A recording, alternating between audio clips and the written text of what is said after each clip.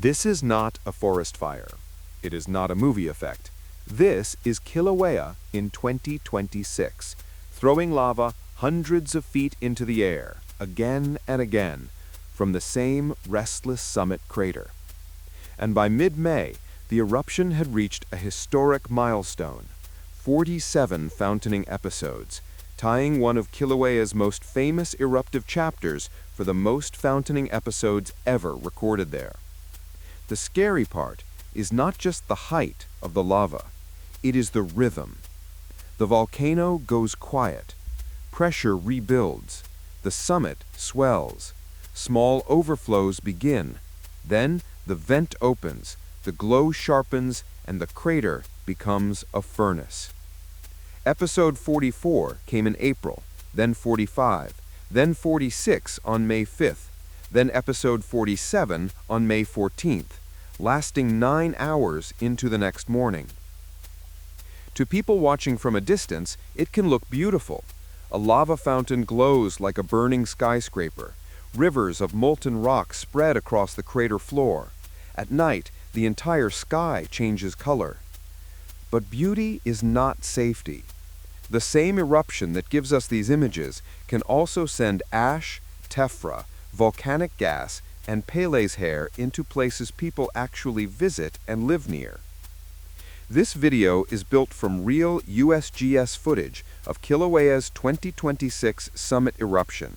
No generated lava, no fake disaster, just a volcano showing what the inside of Earth can do when the pressure path opens. To understand why this footage matters, you have to look at the setting. The eruption is happening at Halemaʻumaʻu, inside Kilauea's summit caldera. This is not lava racing through a town in these clips. It is mostly contained on the crater floor.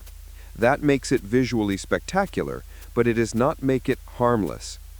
Volcanoes do not need to chase you to be dangerous. Gas can move with the wind. Fine ash can travel far. Thin strands of volcanic glass can fall far from the vent. And the ground around an active crater is never just a stage for cameras. Episode 46 began on May 5th at 8:17 in the morning, after 1 day of precursory activity. The north vent produced lava fountains reaching up to about 650 feet, or 200 meters above the ground. Look at the scale. A 200-meter fountain is taller than many city towers, but unlike a tower, it is not standing still. It is molten rock, gas, heat, and fragments being launched upward from a vent that is constantly changing. In the time-lapse, the crater does not look like one event. It looks like a pulse. The fountain rises, lava spreads, the surface brightens, then the flow starts covering more of the crater floor, as if the volcano is painting the ground with light. That is why time-lapse footage is so powerful here.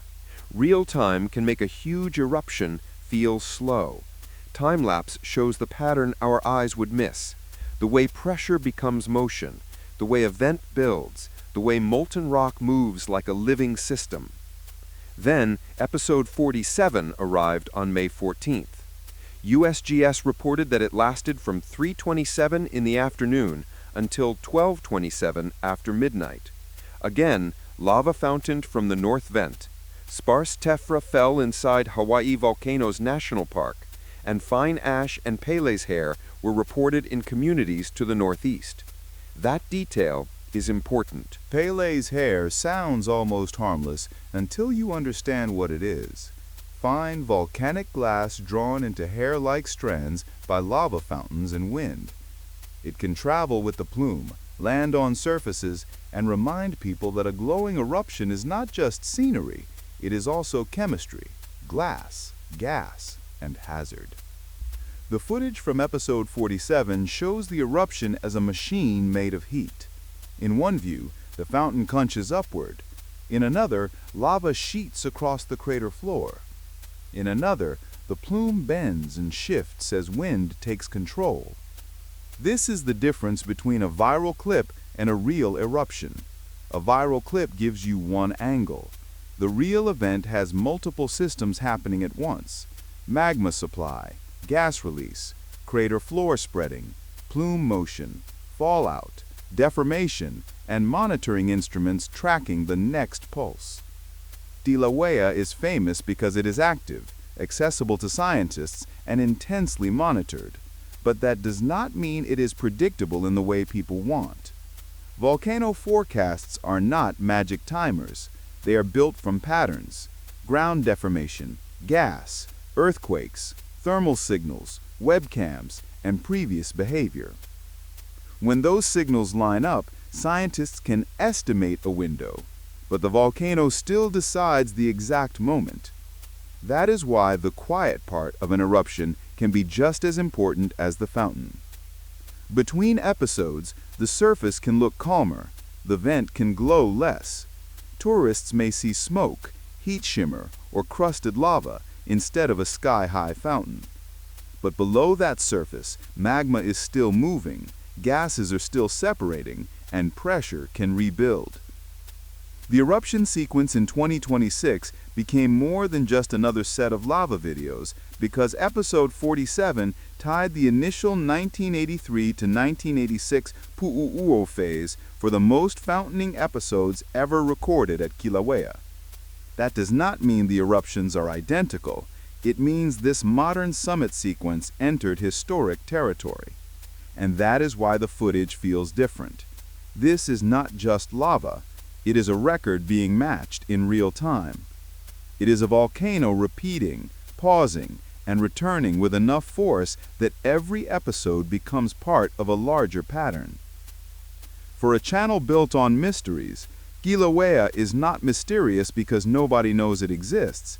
It is mysterious because we can watch it, with cameras, sensors, helicopters, and satellites, and still have to respect that the system is bigger than us.